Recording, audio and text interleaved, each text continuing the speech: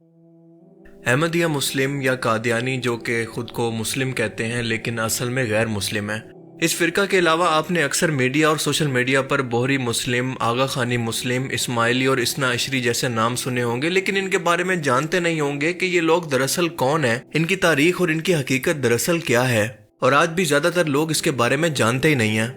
آج کی اس ویڈیو کے اندر ہم ان تمام فرق کو اتنا سمپل اور ڈیٹیل کے ساتھ سمجھیں گے کہ آپ اسے دوبارہ کبھی نہیں بھول پائیں گے۔ یہ بات تو ہم سبھی لوگ جانتے ہیں کہ مسلمانوں کے دو سب سے بڑے گروہ یا فرقہ موجود ہیں، سنی اور شیعہ۔ دنیا میں 80 to 85% سنی مسلم ہیں، جبکہ 10 to 15% ہیں اہل تشیع، جن کو شیعان علی بھی کہتے ہیں۔ اہل سنت اور اہل تشیع کے درمیان سب سے بڑا فرق امامت کے عقیدہ اور کچھ دینی مسائل کا ہے، لیکن بنیادی فرق یہ ہے کہ اہل سنت خلافت کو ایک سیاسی اور دینی نظام سمجھتے ہیں جو کہ امت کے مشورے اور اجماع سے قائم ہوتا ہے، اور اسی لیے ان کے نزدیک خلفائے راشدین کا انتخاب صحابہ کے مشورے سے ہوا تھا، اور یہی بالکل صحیح طریقہ تھا۔ جبکہ اہل تشیع امامت کو دین کا لازمی حصہ سمجھتے ہیں، اور ان کے نزدیک امام اللہ کی طرف سے مقرر کیا جاتا ہے، اور ان کے عقیدے کے مطابق حضرت علی علیہ السلام پہلے امام ہیں جنہیں خود رسول اللہ نے اپنا جانشین یا وصی رسول اپنی وفات سے پہلے نامزد کیا تھا اور امت کو ان کے حوالے کیا تھا۔ اس لیے خلافت کا سب سے پہلا حق تھا مولا علی علیہ السلام کے پاس، جو کہ ان سے چھینا گیا۔ اہل تشیع کے مطابق یہ سلسلہ 12 اماموں تک جاری رہے گا، یعنی مولا علی علیہ السلام کو ملا کر قیامت تک ان کے کل 12 امام آئیں گے، جن میں سے 11 تو آ چکے ہیں، اور آخری امام مہدی علیہ السلام ہوں گے جو کہ قرب قیامت کے نزدیک ظاہر ہوں گے، کیونکہ وہ پیدا ہو چکے ہیں لیکن کہیں پر روح پوش ہیں۔ اہل سنت بھی امام مہدی علیہ السلام کی آمد پر یقین رکھتے ہیں، لیکن اس کے بارے میں کہتے ہیں کہ وہ پیدا ہوں گے اور اس کے بعد دنیا کے سامنے ظاہر ہوں گے۔ اہل تشیع فرقہ کے درمیان اماموں کو لے کر کوئی اختلاف نہیں تھا، لیکن جیسے جیسے وقت بڑھتا گیا ایک ٹائم ایسا آیا کہ ان کے درمیان بھی اختلاف ہو گیا، اور یہ اختلاف اتنا شدید ہوا کہ اہل تشیع فرقہ بھی دو بڑے فرقوں کے اندر تقسیم ہو گیا۔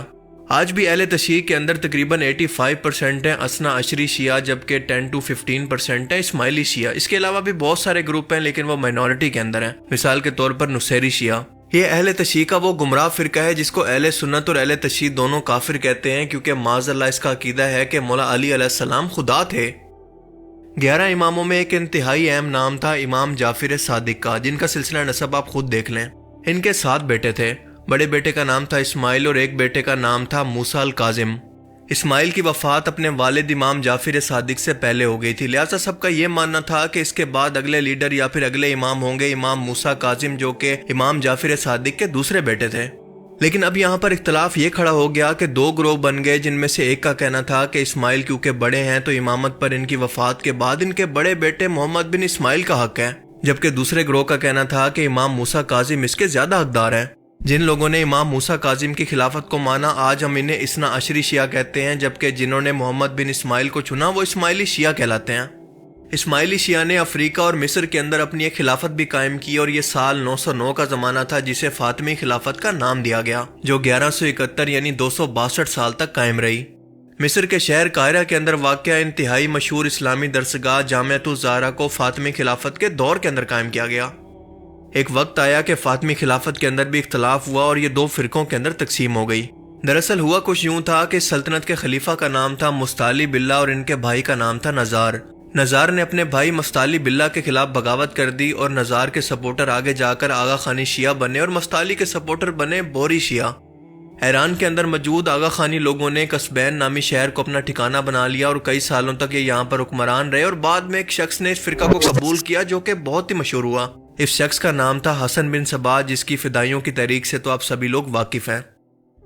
آغا خانی اپنے لیڈر کو امام کہتے ہیں، اور اب تک وہ پرنس کریم الحسین آغا خان فورتھ تھا، جس کی 4 فروری کو ڈیتھ کے بعد اس کا بیٹا پرنس رحیم الحسین نے اس کی جگہ لے لی، جو کہ پرتگال کے کیپٹل لیسبن کے اندر رہ کر آپریٹ کرتے ہیں۔ جبکہ بوہری اپنے لیڈر کو دائی المطلق کہتے ہیں، اور اس کا ٹائٹل ہوتا ہے سیدنا۔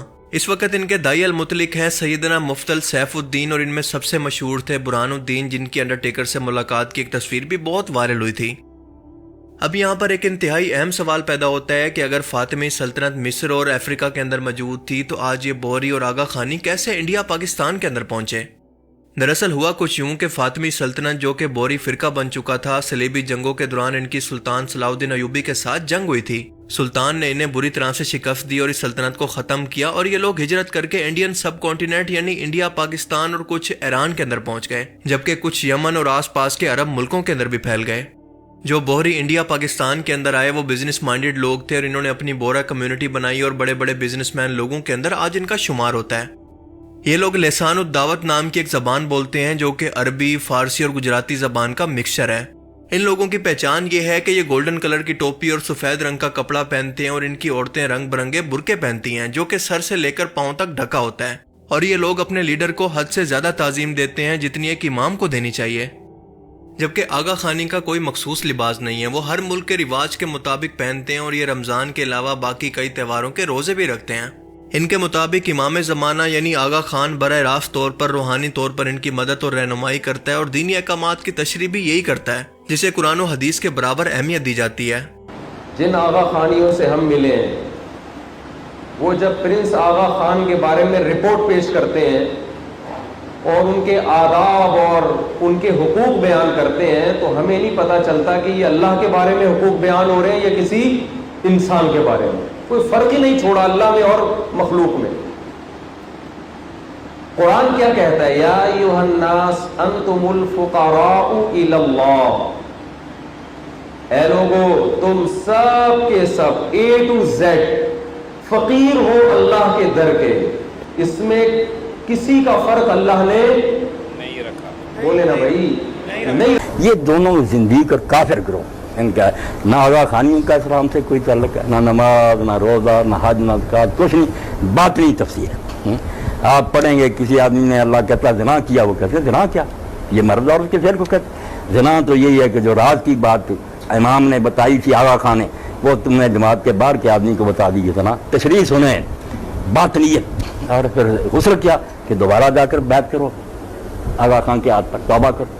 اور طواف بھی یہی ہے کہ ساری زندگی آغا خان کے گرد گھومو، جو وہ حکم دے وہ مانے، سارا دین اپنی مرضی کا بنا۔ اس لیے ان کی ریاست بنانا چاہتے ہیں شمالی علاقوں میں امریکی، اور ان قادیانی کے وہاں ایک گریٹر کشمیر بن جائے تو ہم وہاں بیٹھ جائیں، ایران، پاکستان، انڈیا، چین ساری دنیا کو تنگ کریں، اسرائیل کی طرح چلیں۔ اس لیے ان کے لیے تڑپ رہے ہیں بوش وغیرہ کہ کیوں ظلم کرتے ہو، یہ دینی گروہ، کوئی دین سے تسلیمی، یہ نامراد ان کے ایجنٹ ہیں۔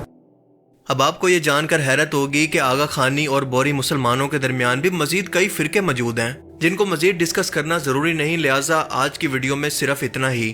آئی ہوپ کہ آج کی اس ویڈیو سے آپ کو بہت کچھ نیا جاننے کو ملا ہوگا اور یہ ویڈیو آپ کو پسند آیا ہوگا۔ اگر یہ ویڈیو آپ کو اچھا لگا تو اسے لائک کیجئے، اور اب میں ملوں گا آپ سے ایک ایسی ہی نئی انٹرسٹنگ ویڈیو میں۔ تب تک کے لیے اپنا بہت سا خیال رکھیے گا۔ Thanks for watching this video. اللہ حافظ۔